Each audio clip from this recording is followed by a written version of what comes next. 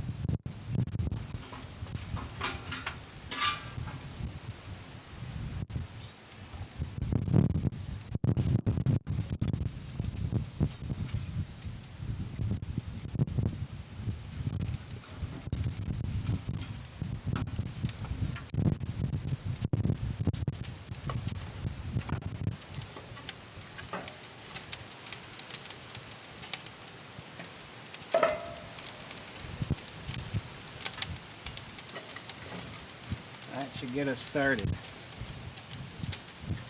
Close it up and see where we end up. So we made a salt, pepper, garlic all-season rub for the chicken that we're doing today. I did equal parts salt and black cherry pepper that I got from the Spice House, and a quarter, eighth of a cup of granulated garlic, and that's what we're going to use on the chicken. The chicken's brining in the Yeti over there. It's been brining for 4 hours. I'm going to take it out right now, dry it off, salt, pepper the skin, and then let it sit in the fridge for about an hour and a half until it's ready to go on the grill.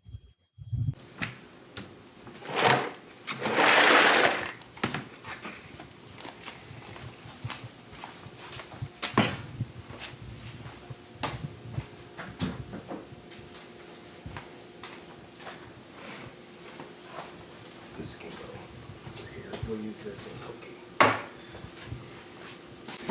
Alright, so we got the chicken that's been brining in a pork brine that I've used in the past. It's the first time I'm trying it on chicken. It's been brining for 4 hours. Hopefully this comes out okay. Originally the plan was to cook 3 different chickens 3 different ways, but we have so many leftovers right now that would leave us with a ton of meat. So I quartered 1 whole chicken from Misty Knolls Farms in Vermont. This brine is mostly apple juice, sugar, salt, Worcestershire sauce, and water. I don't know if these flavors are going to work well. It tastes awesome in pork, but we're going to see if it'll taste good with the chicken. Now my plan is to dry these off. I'll let them drip dry right now. Get some paper towels here.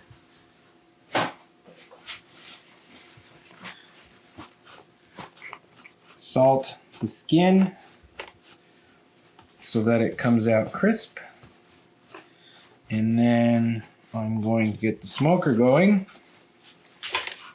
and we are going to get these things on the grill. So let me get the skins dried off here, and then we'll get our rub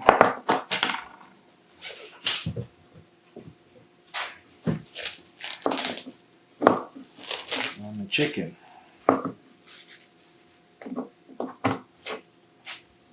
So I'll do the top side first.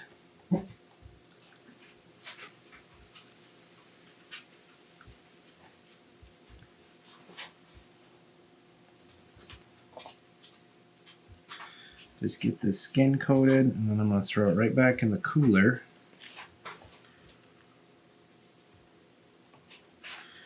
Get under these wings.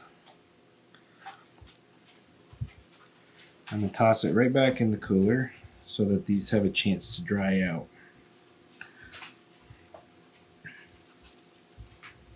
And I'll get the other side when I go to put them on the grill. So far it smells good. So we're going to put this back in here. If it'll sit in here level. The reason we have to use this is we got a tiny fridge. Okay, there's a little trick when using these Cambro. If you don't have the proper lid for these without the holes in it, quick trick.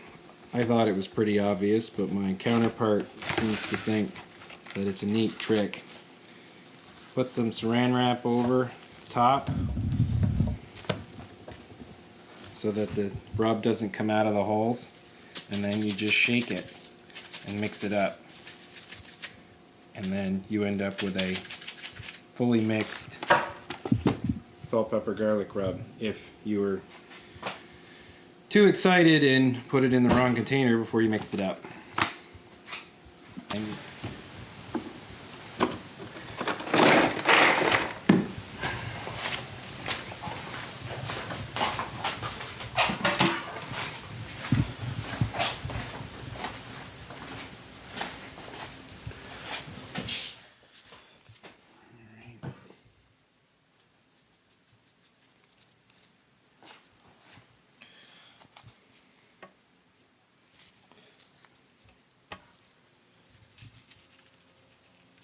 Explain what you're doing.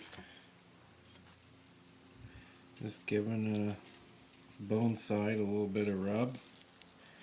We let the skin side dry out a little bit in the cooler. And then we're going to throw them on the cooker, which is at approximately 300 degrees.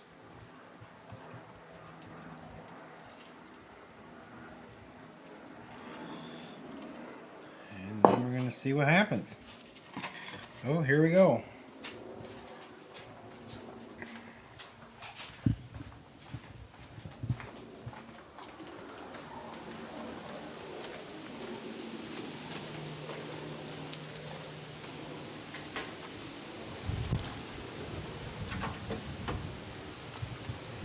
Mile-an-hour wind. I'm going to put the thighs towards the front because this is the hot part of the cooker.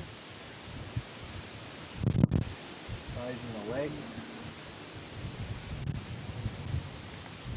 And we'll put the breasts back here.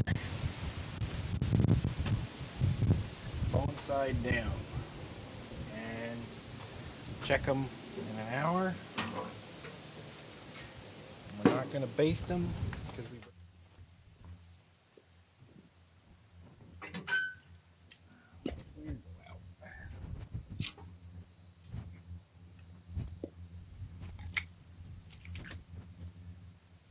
the reason these splits are so small is my wood guy cut them too long. In order to keep the fire going in here, I have to cut them in half. As you can see, my fire is starting to head out, but that should keep it going for a little while. It's hard with this wind to gauge where we're at. That should get us up to where we need to be. Here we are about an hour in. I just turned them around since the wings are getting a little dark. And then there's the, get some decent bark on them. We've been plus or minus 8 degrees from that end to that end, according to those probes. So everything's going well.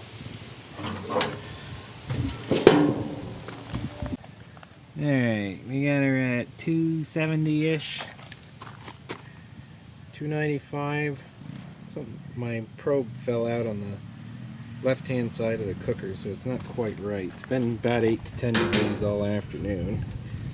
My cameraman is napping, So let's see what we're looking like here. That I'd say is done.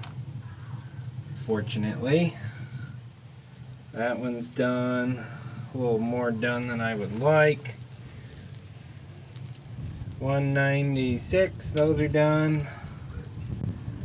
192, those are done. Everything's done. 2 hours in. Decent color. Running clean smoke. Smells good. Now I gotta go get a plate. Let's set you here. I'll be right back.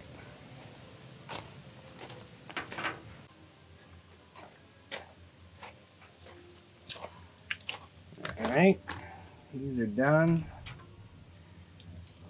This little, everything finished. Gonna need a bigger plate maybe.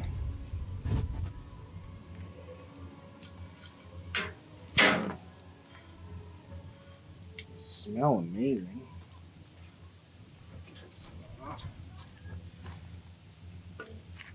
Looks like it's plenty juicy. Let's see. 78 on the thigh. 80. 79. What are these legs looking like? 201. Perfect. I don't like a chewy chicken leg. 200. They can take that. Good. Wow. We finished early. There. That's my probe. Everything smells good. So, I'll get these in the house and we'll let you know how everything came out.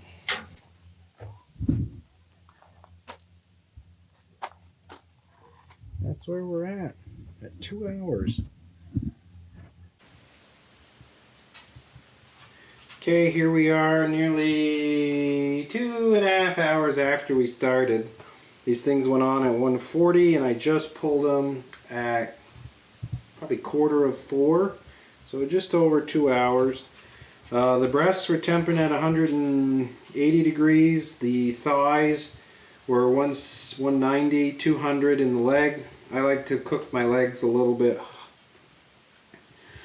closer to 200 so they're not as chewy. I find doing that way, the meat comes out a lot better.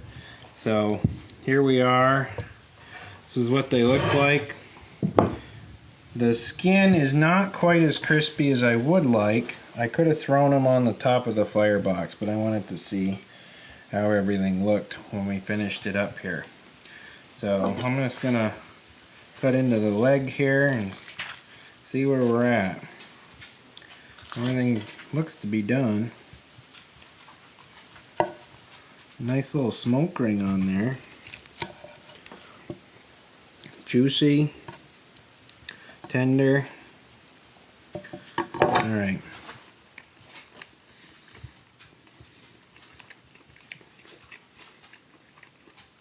Skin's a little chewy.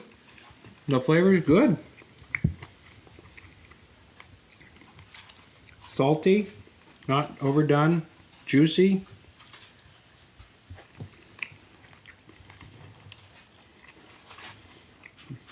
Skin's chewy but not inedible. I think next time I would throw these over the fire to crisp up the skin.